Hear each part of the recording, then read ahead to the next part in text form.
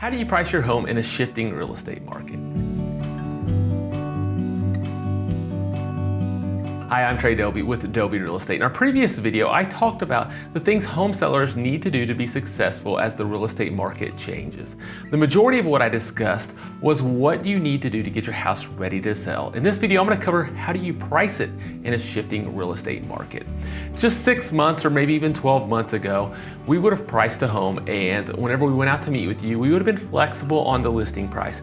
So if we felt like your home was worth $225,000, you felt like your home was worth $240,000, we would say, okay, let's give it a shot at $249,000 and see what happened. And ultimately, we would always get a lot of activity. Sometimes the house would sell, we'd get an offer, maybe not quite to $240,000, but it's acceptable. Or maybe it was really, really hot and we'd actually get that price. Or we could always do some quick price adjustments and it would sell quickly.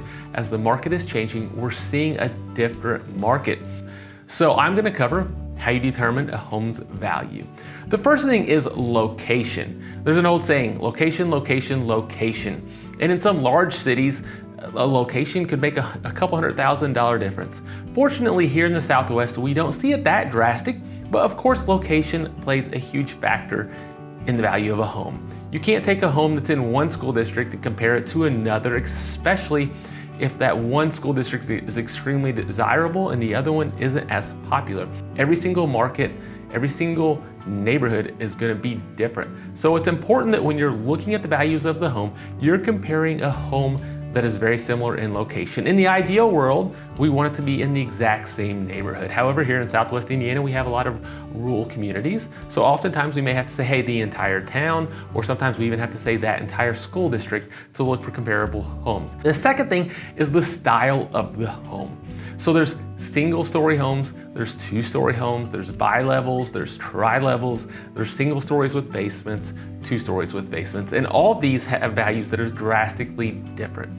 As a quick rule of thumb, single-level homes typically sell for the most per square foot, followed by two-story homes, then tri-levels, and then bi-levels. So make sure you're comparing apples to apples. If somebody comes through and your house is a single story and they're comparing it to a two-story, and then they also have a tri-level and they have a bi-level, those aren't very good comparables. You ideally want to compare apples to apples. The next piece is the size of the home. If your home is 2,400 square feet, you can't compare it to the house right down the road that was 1,200 square feet that sold. Yes, it's in the same neighborhood, but as the home gets bigger, it typically, I say typically because not always, it typically sells for less dollars per square foot. So we want to compare homes that are similar in size. So if your home is 1,500 square feet, we want to look for homes that are probably around 1,300 to 1,700 square feet. Of course, this is all going to depend on the number of comparable properties we can find. Sometimes we may have to adjust that accordingly. And then the last thing that helps determine value is the overall condition and the amenities that your home has to offer. If your home is 1,600 square feet and the house across the street is 1,600 square feet, you can't say that because that house sold for $220, your house is for sure gonna sell for $220. Maybe that house had been recently updated with brand new hardwood floors, stainless steel appliances, granite, and your house is 30 years old and you've not done any updates to it and everything is original. Obviously, the house across the street is gonna be more. So we have to make adjustments for the condition of the property. What would it take to make those homes comparable? And then as I mentioned, amenities play a key role in that as well. Are you in an HOA that offers a swimming pool?